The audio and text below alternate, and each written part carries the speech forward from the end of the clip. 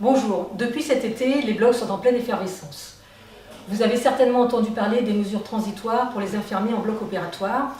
Vous souhaitez vous inscrire et réussir cette démarche. Europe Efficacité et l'Institut européen de formation en santé vous accompagnent. Petit rappel contextuel. Comme vous le savez, le 27 janvier 2015 est sorti un décret attestant que seuls les IBOD étaient en capacité d'exercer certains actes qui sont spécifiques et qui sont sur le champ opératoire. Face à la pénurie d'IBOD, l'entrée en vigueur d'une partie de ce décret, celle qui concerne notamment l'aide à l'exposition, à l'hémostase et à l'aspiration, a été repoussée une première fois. Mais le décret sera applicable intégralement à partir du 1er janvier 2021. Afin que les blocs puissent continuer à tourner, un nouveau décret est paru le 29 juin dernier, autorisant les IDE à exercer ces 3 actes, et uniquement ces 3 actes, mais sous certaines conditions, les fameuses mesures transitoires. Ce dispositif est ouvert.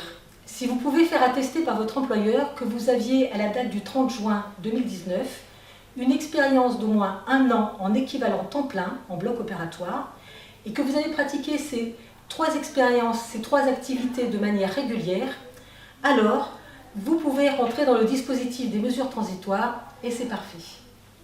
Vous devez alors télécharger votre dossier sur le site de votre DRJ SCS.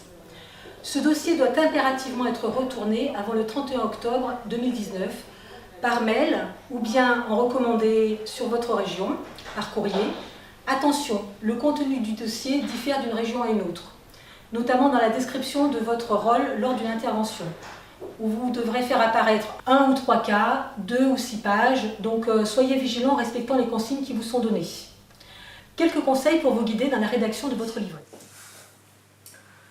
Valorisez vos expériences et votre engagement professionnel, notamment la diversité de votre expérience, les formations dont vous avez bénéficié, les missions spécifiques qui vous ont été confiées. Par exemple, si vous êtes référent dans votre blog sur un domaine particulier, dites-le. Si vous vous impliquez dans la démarche de gestion des risques de votre établissement, signalez-le. Si vous êtes en cours de VAE, ne manquez pas de l'indiquer. Et bien sûr, nous vous conseillons d'aller jusqu'au bout de votre démarche dans ce parcours VAE, parce que la finalité est complètement différente des mesures transitoires.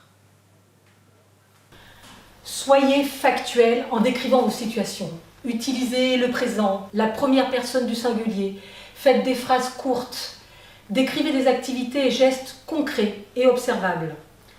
Veuillez aussi respecter la réglementation en vigueur, tout en faisant référence bien entendu aux sociétés savantes et bonnes pratiques qui régissent notre profession. Vous avez envoyé votre dossier, vous avez maintenant quelques mois pour préparer votre oral. Et c'est là que nous serons avec vous. Pour optimiser vos connaissances, une formation en e-learning vous permettra de revoir tous les fondamentaux indispensables pour satisfaire à cette épreuve. Et en plus, pour ceux qui le souhaitent, nous ouvrirons dans toutes les capitales régionales des journées de formation en petits groupes où vous serez mis en situation d'oral avec des formateurs qui auront pris connaissance au préalable de votre dossier. Nous ferons tout pour vous aider à obtenir cette autorisation définitive dans le cadre de ce processus des mesures transitoires. Alors, bon courage et à bientôt!